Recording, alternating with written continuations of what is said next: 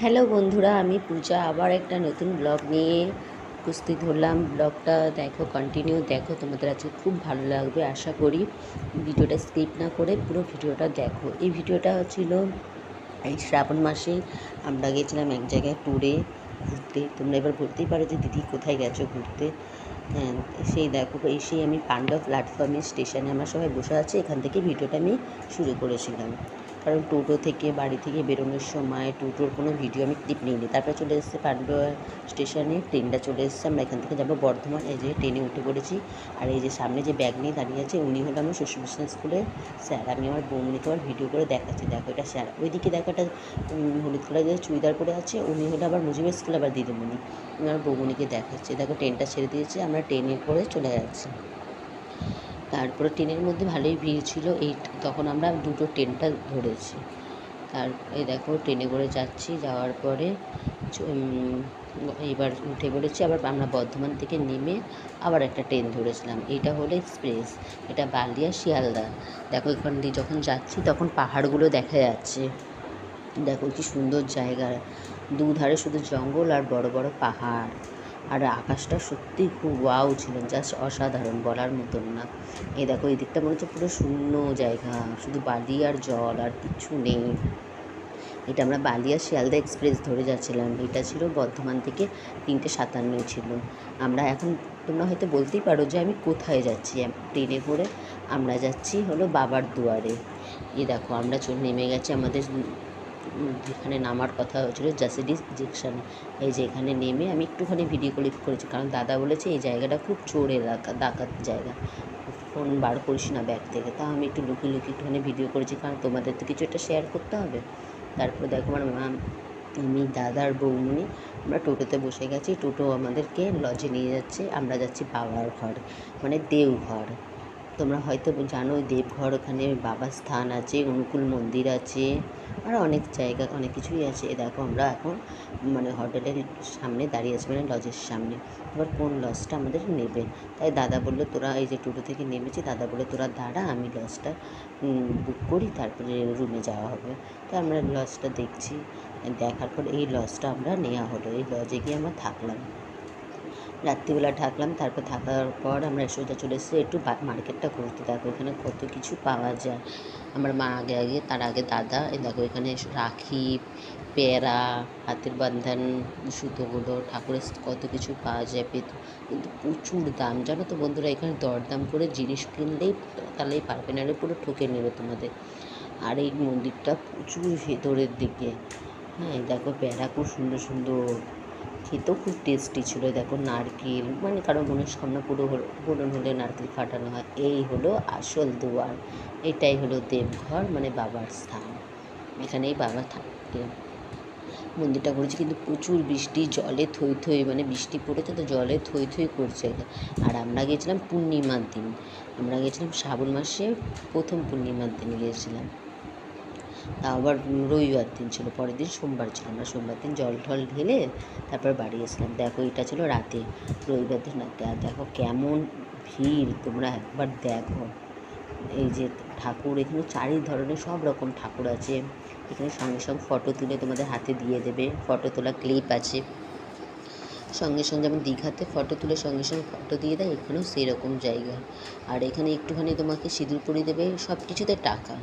মানে এটা হাতে একটা তিলক দিয়ে দেবে, মাথায় একটা তিলক দিয়ে দিলেও টাকা দাও। 10 টাকা 20 টাকা ছাড়া কোনো টাকা না, 1 টাকা 2 টাকা টাকা নেবে না, মানে এখানে টাকা ছাড়া কোনো ব্যাপার না। আর এখন জানো তো শ্রাবণ মাসে সবাই বাবার দুয়ারে জল ঢালতে আসে, প্রচুর পরিমাণে ভিড় হয়। আমরা যখন মন্দিরে আছি তখন এটা 9টার দিকে বাজে, তখন এতটা ভিড়, ভাবো তাহলে এর আগে কতটা ভিড় হতে পারে। এই যে একটু মায়ের এখানে সিঙ্গার হচ্ছিলো, মাকে সাজানো হচ্ছিলো, তাই একটু ভিডিও ক্লিপ নিয়ে নিলাম। কেমন লাগছে বলো কিন্তু বন্ধুরা।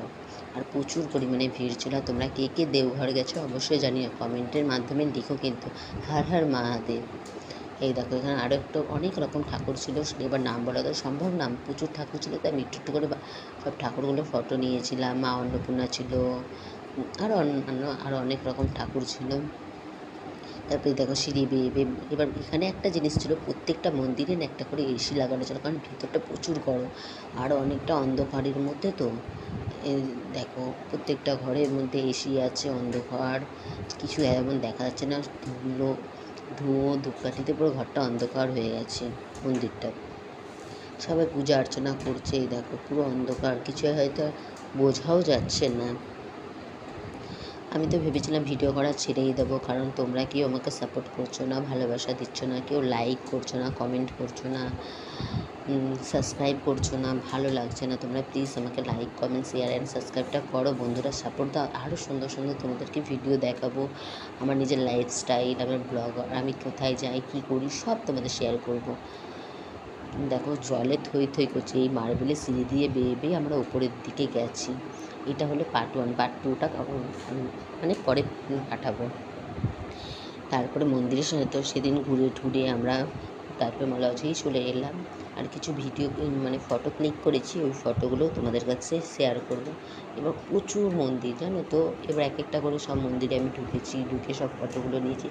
এই দেখো উপর থেকে আমি চারদিকটা তোমাদের দেখাচ্ছি, কত মন্দির আর কত লোক, অনেক লোক তো হারিয়েও যাচ্ছিলো জানো তো বন্ধুরা, কী আর বলা যাবে। তারপর অনেকে মাইকে অ্যানাউন্স করছে, এখানে আবার সব ঠাকুরের ভেতরে জিনিস পাওয়া যায় পুজো দেওয়ার জন্য। পুজো দেওয়ার জন্য সব জিনিস পাওয়া যায়। এইখানে যখন আসবে তোমরা বন্ধুরা জানো তো, লজটা মন্দিরের পাশেই নেবো, কারণ তাহলে ওখানে একটু কম দাম আছে। আর যেখানে একটু দূরে দূরে নেবো ওখানে প্রচুর দাম আছে, দরদাম না করলে পুরো ঠকে যাবে তোমরা। দেখো অনেক রকম ঠাকুর আছে এখানে, এই বান্ধনগুলো বাঁধা ছিল ঠাকুর। কারণ কালকে সকালে স্নান টান করে 3টে সাড়ে 3টের দিকে লাইন দিয়েছিলাম পুজো দেওয়ার জন্য।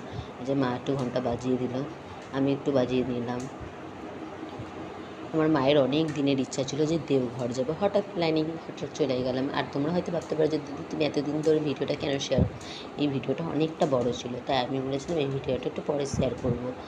আর মনটাও ভেঙে যায় যে কেউ সাপোর্ট করে না, বেশি ভিউজ যাচ্ছে না, লাইক হচ্ছে না, কেউ সাবস্ক্রাইব করছে না, ওই জন্য ভিডিও করার না ইচ্ছাটা উঠে যাচ্ছে। তাই আমি তোমাদেরকে বলছি প্লিজ তোমরা সবাই সাপোর্ট করো, ভালোবাসা দাও। আশা করি আমি আরও সুন্দর সুন্দর ভিডিও তোমাদের সাথে তুলে ধরবো। এ দেখো এখানে ঠাকুরকে সাজানো হচ্ছে, বললাম না অনেক রকম ঠাকুর আছে, আমি নাম বলা সম্ভব না। আর এখানে হিন্দিতে লেখা আছে, আর আমি তো হিন্দি পড়াশোনা করিনি, তাই আমি জানি না অতটা। এ দেখো এখানে একটা ঠাকুর আছে, তারপরে এখানেও আবার একটা ঠাকুর আছে। কেউ যদি জানো হিন্দিতে পড়াশোনা কী কী ঠাকুর আছে তোমরা হয়তো বুঝতে। দেখো আমার মা এখানে আবার মন্দির থেকে বেরিয়ে মার্কেটে এবার ঢুকেছে, মার্কেটে এবার কিছু কেনাকাটা করতে। আর এই দেখো আমার মা কোথাও ঘুরতে গেলে কিছু না কিছু বাড়ির জন্য নিয়ে আসে স্মৃতি হিসাবে। এইগুলো ফটোগুলো নিয়েছিলাম পান্ডুয়া স্টেশনে, যখন রেডি হয়ে বসেছিলাম তখন একটু ফটো ক্লিক করেছিলাম, যে কিছু তো শেয়ার করবো। কেমন লাগলো ফটোগুলো অবশ্যই বলবো। যেমন বৌমণি আর আমি একটু ফটো নিয়ে নিলাম। ওর মন্দিরের ভেতরেও ফটো নিয়েছি, এগুলো হলো ট্রেনের মধ্যে বসে ফটো নেওয়াটা। মায়ের সাথেও একটা ফটো নিয়েছি, দাদা ওই সাইডটা বসেছিল, তাই দাদার সাথে আর ট্রেনে আর ফটো নেওয়া হয়নি।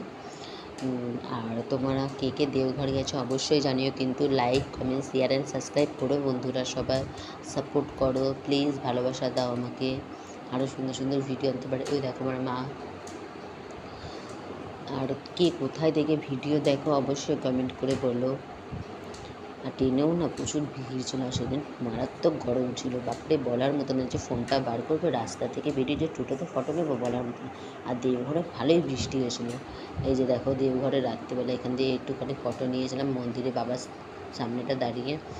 এবার দেখা হবে সকালবেলায় আমরা কেমনভাবে পুজো দিলাম আর কেমন ভিড় ছিল তোমাদের দেখাবো।